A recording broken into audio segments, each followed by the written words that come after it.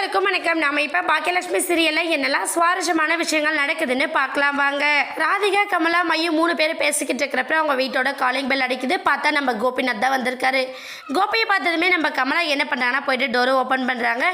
கோபியை பார்த்ததுமே இன்னொரு பக்கம் நம்ம மையம் ரொம்ப சந்தோஷமா டேடி அப்படின்னு சொல்லிட்டு கோபியை வெல்கம் பண்ணுற விதமாக எந்திரிக்கிறாங்க. ஆனால் நம்ம ராதிகா என்ன பண்ணுறாங்கன்னா மையம் நீ உட்காரு அப்படின்னு சொல்லிட்டு நம்ம மையவை பிடிச்சி உட்கார வைக்கிறாங்க. ஏன்னா கோபிக்கும் நமக்கும் எந்த சம்மந்தமே இல்லை, கோபி யாருன்னே தெரியாது அப்படிங்கிற ஒரு மைண்ட் செட்டோட நம்ம ராதிகா இருக்காங்க.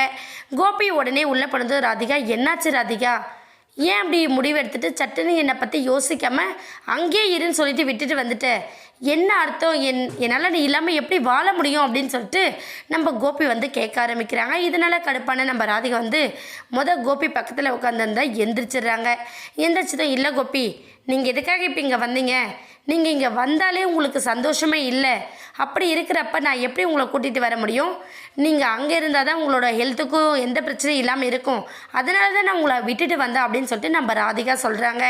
ஆனால் கோபி இல்லை, நீ விட்டுட்டு வந்தது ரொம்ப தப்பு, என்னை பற்றி கொஞ்சமாச்சு யோசிச்சான்னு கேட்குறாங்க.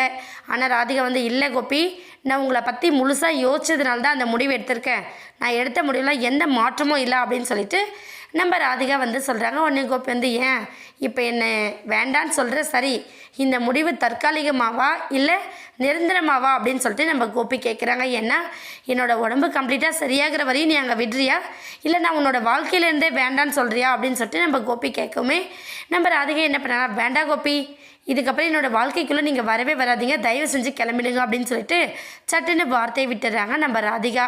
இதை கொஞ்சமாக எதிர்பாராத நம்ம கோபிநாத் ரொம்ப ஃபீல் பண்ணி ஆள ஆரம்பிச்சிடறாங்க. ஆள ஆரம்பித்தது மட்டும் இல்லாமல் இதுக்கப்புறம் ராதிகா கிட்டே நம்ம என்ன பேச முடியும், வாழ்க்கையிலே வேண்டான்னு சொல்லிட்டு வெளியே போக சொல்லிட்டா நம்ம என்ன பேசுறது, நம்ம இதுக்கப்புறம் என்ன பண்ண போகிறோம் அப்படின்னு சொல்லிட்டு ரொம்ப தீவிரமான யோசனையோட வெளியே கிளம்புறாரு.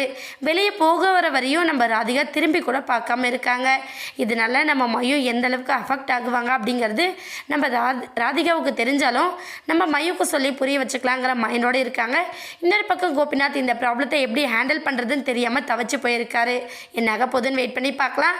இந்த வீடியோ உங்களுக்கு பிடிச்சிருந்தா மறக்காமல் நம்ம சேனலை சப்ஸ்கிரைப் பண்ணுங்கள். தேங்க்யூ.